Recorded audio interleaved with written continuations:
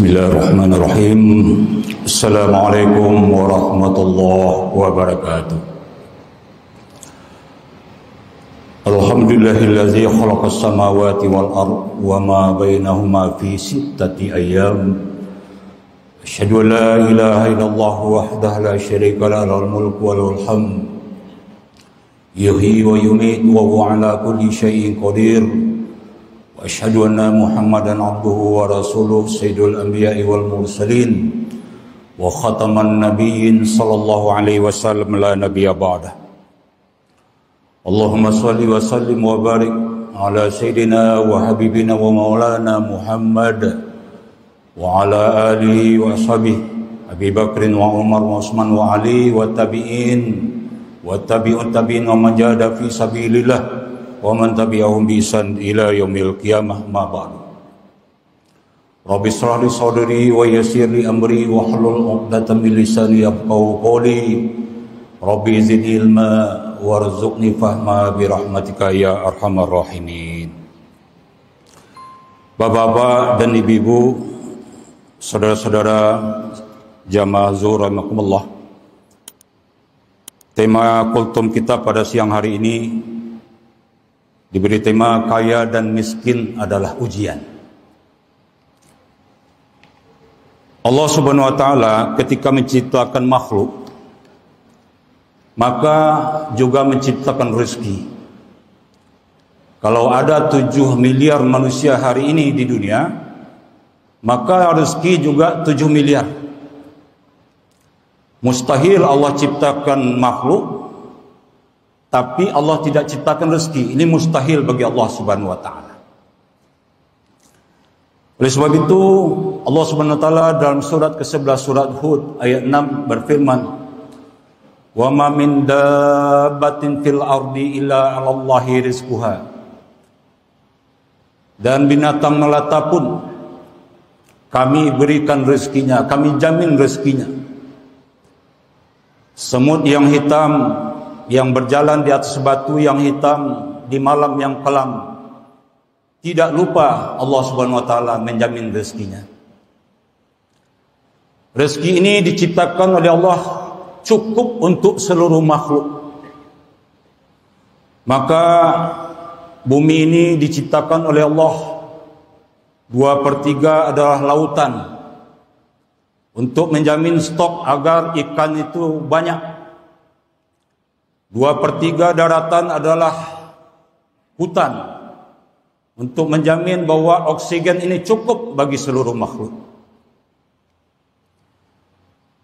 Hanya saja sayang jemaah rahimakumullah, rezeki yang tadi banyak tadi tidak dibagi rata oleh Allah Subhanahu wa taala.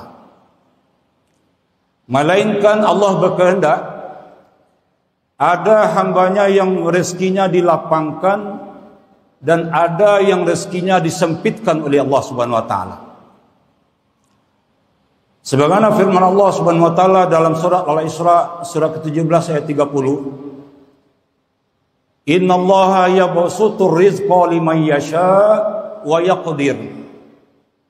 Sesungguhnya Allah melapangkan rezeki kepada siapa yang dikehendaki dan menyempitkan kepada siapa yang dikehendaki.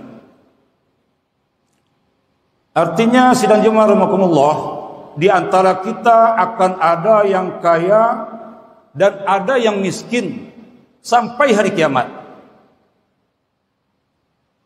Kaya dan miskin ini adalah skenario Allah Subhanahu wa taala. Kalau orang dibuat kaya semua, katakanlah di satu komplek orang semua kaya raya, maka kehidupan ini tidak indah. Misalnya kita kaya raya, kita membawa mobil, lalu mobil kita ini bocor ban. Karena tidak ada orang miskin, maka kita tambal sendiri. Sampah banyak di rumah, orang kaya semua, tidak ada tukang sampah. Maka orang kaya ini pasti butuh dengan orang miskin. Begitu juga orang miskin, dia butuh dengan orang kaya. Inilah skenario dari Allah Subhanahu wa taala yang harus kita terima pada hari ini. Selanjutnya sidang jamaah rahimakumullah, kalau kita perhatikan harta yang diberikan Allah Subhanahu wa taala kepada orang-orang kaya di dunia ini, kalau dijumlahkan harta mereka itu mencukupi untuk seluruh manusia. Hanya saja ada orang hari ini yang memiliki harta itu berlebihan.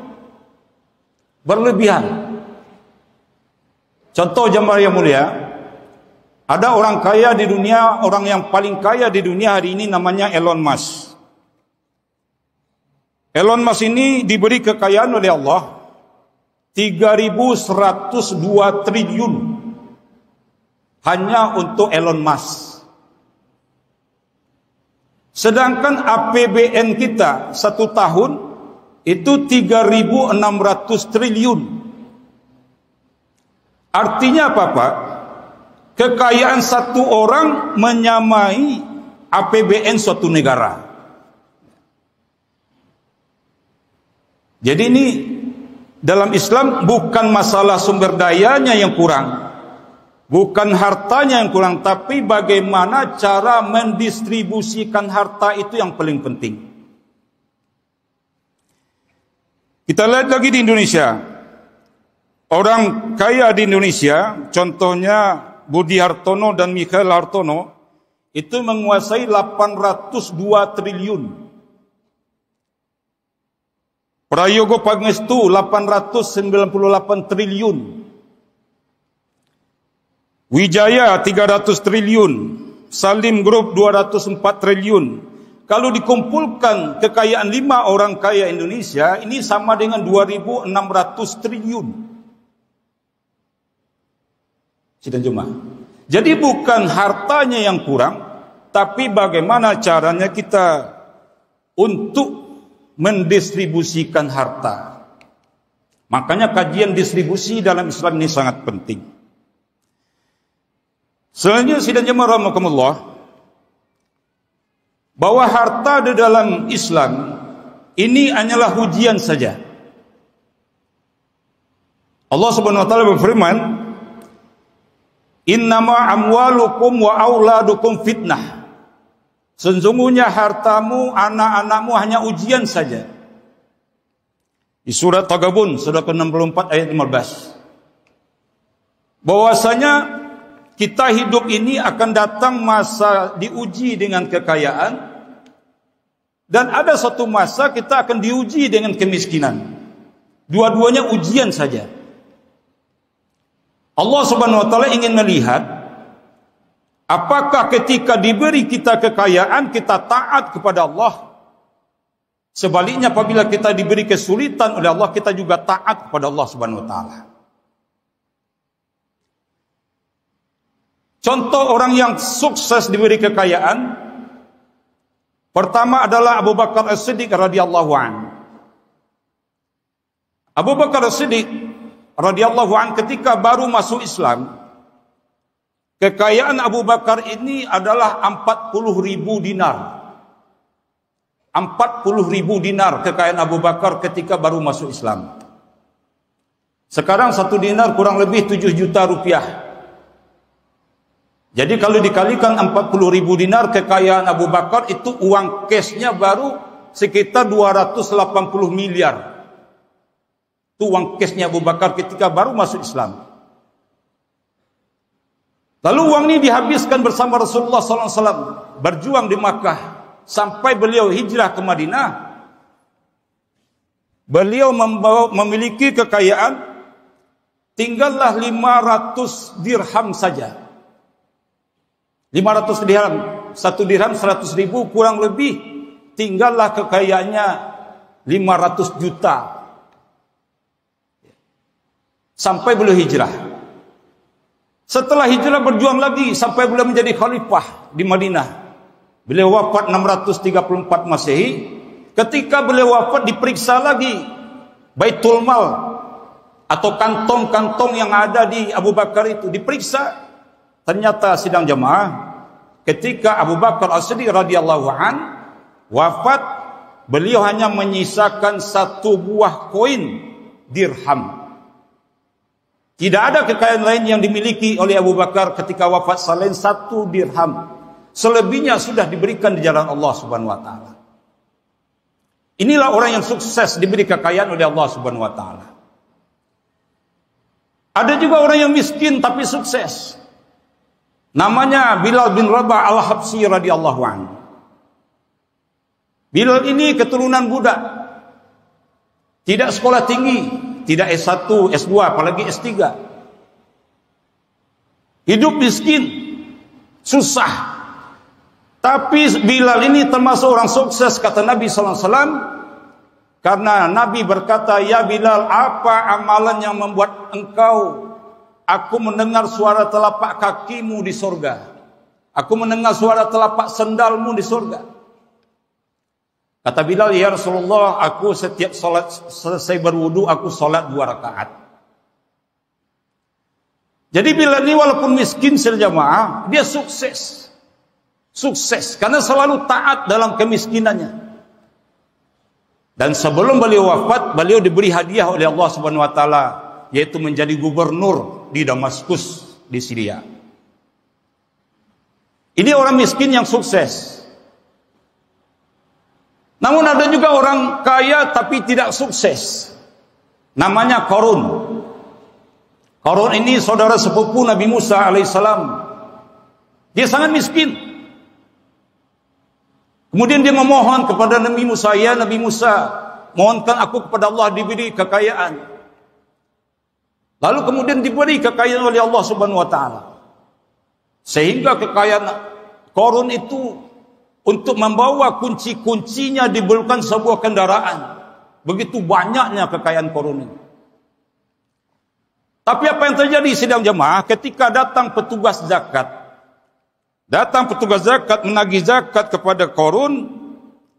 Qarun yang dulunya miskin ini menjawab. Dalam surah Al-Qasas ayat 78, "Qala innama utituhu ala ilmin 'indi." Kata Qarun, "Aku mendapatkan harta ini karena ilmu yang ada padaku.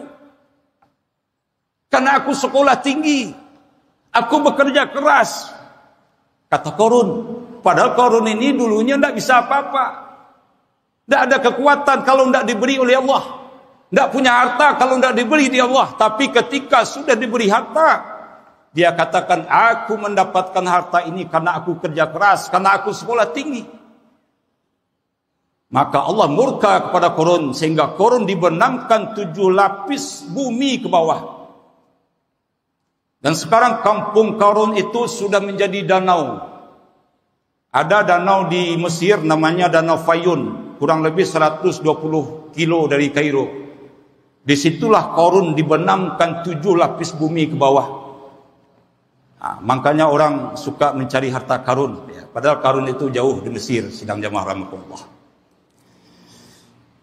Jadi sidang jamaah rahmatullah, hidup kita yang pendek ini akan datang 2 keadaan ini, masa lapang dan masa sempit. Lalu hari ini sidang jemaah rahimakumullah, di depan mata kita hari ini sudah ada sekian juta orang yang miskin. Menurut data BPS tahun 2024, jumlah data orang miskin itu 26,1 juta. Dengan asumsi orang disebut miskin itu kalau punya penghasilan 2,592 per bulan, 2,5 juta sebulan. Kata BPS kalau 2,5 juta sebulan itu miskin. Menurut Bank Dunia, seorang disebut miskin apabila punya penghasilan 4,6 juta sebulan. Di bawah itu berarti miskin. Menurut menurut Direktorat Jenderal Pajak, orang yang punya penghasilan di bawah 4,5 juta atau 4,5 juta itu tidak dikenakan pajak, berarti dianggap orang miskin. Jadi kalau versi pajak, miskin itu 4,5 juta. Di Malaysia bagaimana? Di Malaysia orang yang berpenghasilan 2.000 ringgit, punya penghasilan cuma 2.000 ringgit, 2.000 kali 3.500 sama dengan 7 juta, ini dianggap miskin. Kalau di Malaysia 7 juta miskin, Pak. Kalau kita 2,5 juta baru miskin. Menurut fikih zakat, orang yang mempunyai harta 20 dinar emas, setara kurang lebih dengan 85 gram emas. Sekarang emas itu 1,5 juta per gram. Maka nilainya 120 juta dibagi 12 berarti 10 juta. Orang yang punya kekayaan 10 juta ini termasuk miskin. Artinya belum wajib berzakat. Sidang jamaah rahimakumullah, bagaimana menurut Rasulullah SAW? Seorang sahabat bertanya kepada Nabi SAW, "Ya Rasulullah, apa itu definisi miskin? Atau siapakah yang disebut kaya itu?" Kata sahabat. Rasulullah bersabda, "Khamsuna dirhaman au qimatuha minaz zahab." 50 dirham, 50 dirham atau yang setara dengan emas. Apabila kita punya 50 dirham, ya 1 dirham 100.000, kurang lebih 5 juta rupiah, ini kita sudah tergolong kaya, kata Nabi SAW. Jadi kalau menurut versi Nabi, 5 juta ini termasuk adalah orang kaya. Sidang Jumat rahimakumullah. Terakhir, lalu bagaimana cara Islam menanggulangi kemiskinan? Orang yang miskin dalam Islam dibagi atas 3 kelompok. Pertama, orang yang badannya sehat, tubuhnya kuat, dia wajib bekerja. Kata Nabi SAW, ketika ada seorang laki-laki datang kepada Nabi, "Ya Rasulullah, berilah saya sedekah atau zakat." Lalu dia dilihat oleh Nabi, badannya sehat, tubuhnya kuat. Kata Nabi, "La sadaqah li ghaniyun wala li qawiyun muktasib." Tidak ada zakat bagi orang yang sehat dan kuat. Tangan di atas lebih baik daripada tangan di bawah. Kamu pergi ke hutan mencari kayu bakar, kamu bawa dengan punggungmu, lalu kamu jual ke pasar, itu jauh lebih baik daripada kamu meminta-minta. Jadi sidang Jumat, kalau kita ni kuat, haram itu meminta-minta, haram. Ini menghinakan diri kita sebagai orang Islam. Haram meminta-minta bagi yang sehat dan kuat. Maka di lampu merah, kalau saya lihat, kalau badannya sehat, dia tidak berhak diberi zakat. Yang kedua, ada orang miskin, badannya tidak kuat, tapi dia punya sanak saudara, punya karib kerabat.